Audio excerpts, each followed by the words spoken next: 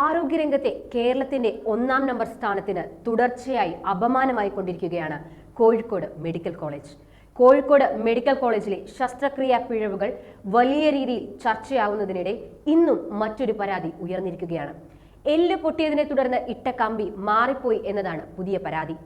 കോതിപ്പാലം സ്വദേശി 24-കാരനായ അജിത്താണ് ശസ്ത്രക്രിയയിൽ പിഴവുണ്ടെന്ന് പോലീസിൽ പരാതി നൽകിയിരിക്കുന്നത്. ബൈക്ക് അപകടത്തെ തുടർന്നുണ്ടായ കൈപ്പൊട്ടലിന് ഇട്ട കമ്പിയാണ് മാറിപ്പോയത്. തങ്ങൾ വാങ്ങിക്കൊടുത്ത കമ്പിയല്ല ഇട്ടതെന്നും മറ്റൊരു രോഗിക്കിടാൻ വെച്ചിരുന്ന കമ്പിയാണ് അജിത്തിന്റെ കയ്യിലിട്ടതെന്നുമാണ് പരാതി. പിഴവ് മനസ്സിലാക്കിയപ്പോൾ വീണ്ടും ശസ്ത്രക്രിയ നടത്താൻ ഡോക്ടർ ആവശ്യപ്പെട്ടു. രാത്രി തന്നെ വീണ്ടും ശസ്ത്രക്രിയ നടത്തണമെന്ന് ഡോക്ടർ നിർബന്ധിച്ചു. ഇത് നിരസിച്ചപ്പോൾ ഡോക്ടർ ദേഷ്യപ്പെട്ടെന്നും പരാതിക്കാരൻ അജിത്ത് പറയുന്നു. വേണമെങ്കിൽ ചെയ്താൽ മതിയെന്നായിരുന്നു ഡോക്ടറിന്റെ മറുപടിയെന്നും കുടുംബം ആരോപിക്കുന്നു. കൈവിരലിന് ശസ്ത്രക്രിയക്കെത്തിയ 4 വയസ്സുകാരിയുടെ നാവിൽ ശസ്ത്രക്രിയ നടത്തിയതിൽ വിവാദം പുകയുന്നതിനിടെയാണ് വീണ്ടും മെഡിക്കൽ കോളേജിനെതിരെ പരാതി ഉയർന്നിരിക്കുന്നത്. ചെറുവണ്ണൂർ മധുര ബസാർ സ്വദേശികളുടെ 4 വയസ്സുള്ള മകൾക്കാണ് ഇടത് കൈയിലെ 6ാമത്തെ വിരൽ നീക്കാനായി എത്തിയപ്പോൾ നാവിന് കെട്ടുമാറ്റാനായി ശസ്ത്രക്രിയ ചെയ്തത്. ടങ് ടൈ നീക്കാനായി വേറെയും കുട്ടികൾ ആശുപത്രിയിൽ എത്തിയിരുന്നെന്നും ഇവരിൽ ഒരാളാണെന്ന് തെറ്റിദ്ധരിച്ചാണ് ചികിത്സ നൽകിയതെന്നുമായിരുന്നു വിശദീകരണം. ഇത് സംസ്ഥാനത്ത് വലിയ വിവാദങ്ങൾക്കാണ് വഴിവെച്ചത്.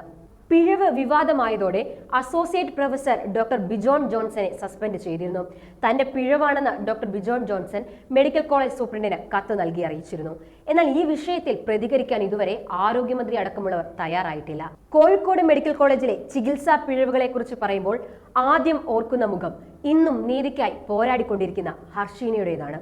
2017 നവംബർ 30-ന് കോഴിക്കോട് മെഡിക്കൽ കോളേജിൽ നടന്ന പ്രസവ ശസ്ത്രക്രിയക്കിടെയാണ് ഹർഷീനയുടെ വയറിനുള്ളിൽ കത്രിക കുടുങ്ങുന്നത്. വർഷം 6 കഴിഞ്ഞിട്ടും ഇന്നും നീതിക്കായുള്ള പോരാട്ടത്തിലാണ് ഹർഷീന. ഹർഷീനയുടെ കേസിൽ ആദ്യം മുതൽ തന്നെ തങ്ങളുടെ തെറ്റ് അംഗീകരിക്കാൻ മെഡിക്കൽ കോളേജ് തയ്യാറായിരുന്നില്ല.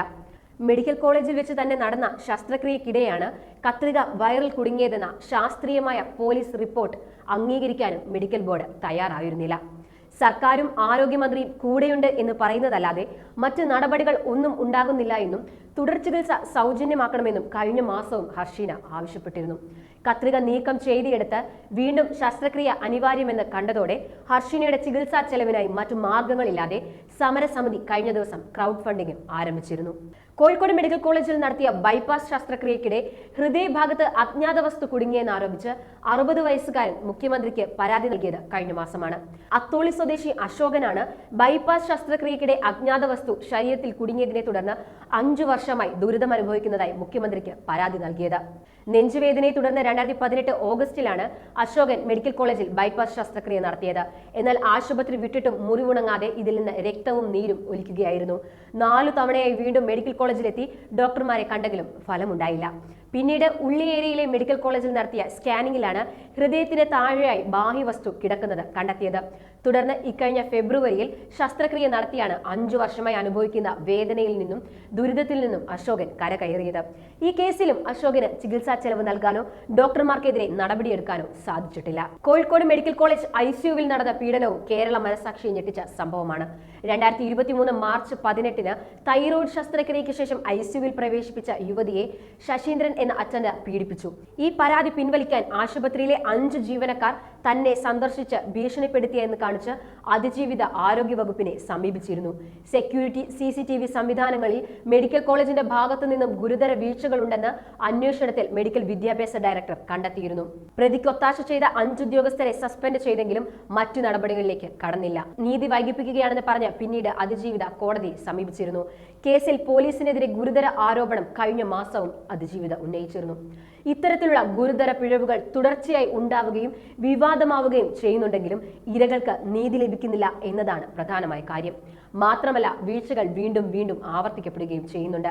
ചികിത്സാ പിഴവുകളിൽ രോഗിക്ക് നഷ്ടപരിഹാരം നൽകണമെന്നും തുടർ ചികിത്സ ഉറപ്പാക്കണമെന്നുമുള്ള ആവശ്യം വർഷങ്ങളായി ഉയരുന്നുണ്ടെങ്കിലും ഇതിലൊന്നും വ്യക്തമായ നിയമങ്ങളോ നടപടികളോ ഉണ്ടാകുന്നില്ല എന്നതാണ് സത്യം.